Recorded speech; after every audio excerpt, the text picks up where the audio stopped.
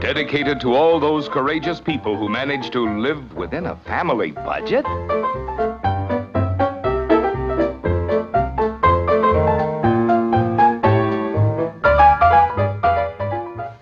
George, where's Irene? Powdering her nose. I mean, she'll be down in a minute. Then you can begin it. Boo! Guess who? This is George and Irene Fudget, who live cozily in a vine-covered budget. Mrs. Fudget had nothing to do all day but look after the kids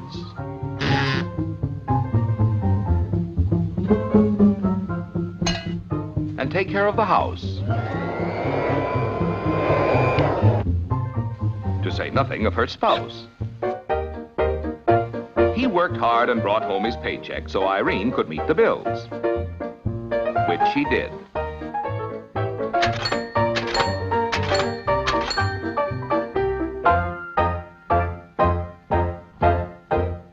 And some weeks she'd come back from the bank with an extra $1 or two, which she hid. Cozily within their budget lived George and Irene and the kids, the family Fudget. Huh? Sounds too pat. Really as simple as that? Irene watched every nickel and dime, most of the time.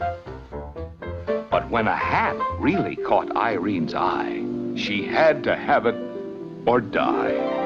But how much did she pay? 47? Really quite thrifty. It was 47.50.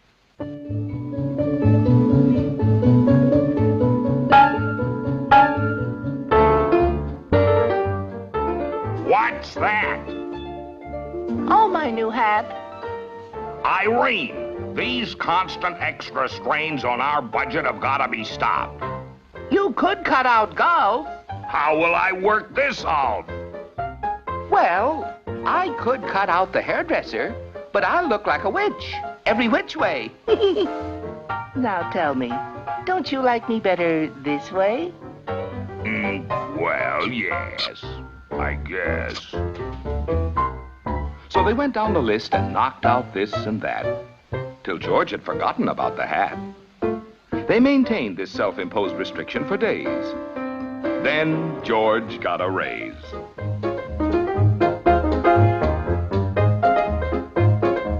This called for some expansion of their cozy little mansion.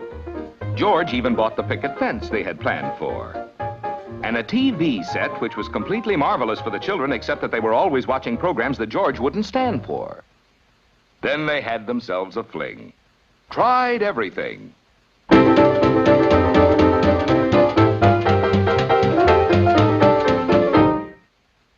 And everything was so nice, they tried it twice.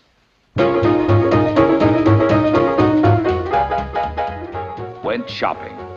A shirt from Hawaii. A neckpiece that caught her eye. Turned in old Leaping Lena on a new job formerly owned by an elderly lady in Pasadena. George and Irene Fudget awoke within their expanded budget to find it falling down about their necks. And their warm and friendly shelter was all out of kilter. Then Junior did an irritating thing. He grew. Oh, what a nasty thing to do. He needed everything new. The plumbing went haywire, and the water heater blew. The transmission went out of commission. The rains came, the roof leaked through.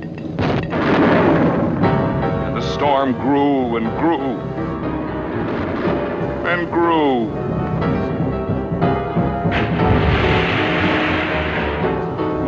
good ship budget was wallowing, and the loan sharks were following.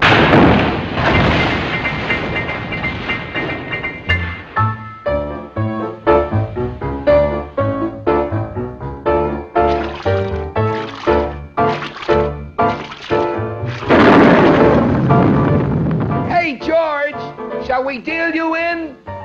I'd like to, fellas, but... Mr. Fudget, do you want to renew your subscription to Fortune magazine? Hey, George, this is the night we're all stepping out, remember? Sorry, Jonesy. We're gonna have to postpone it till September.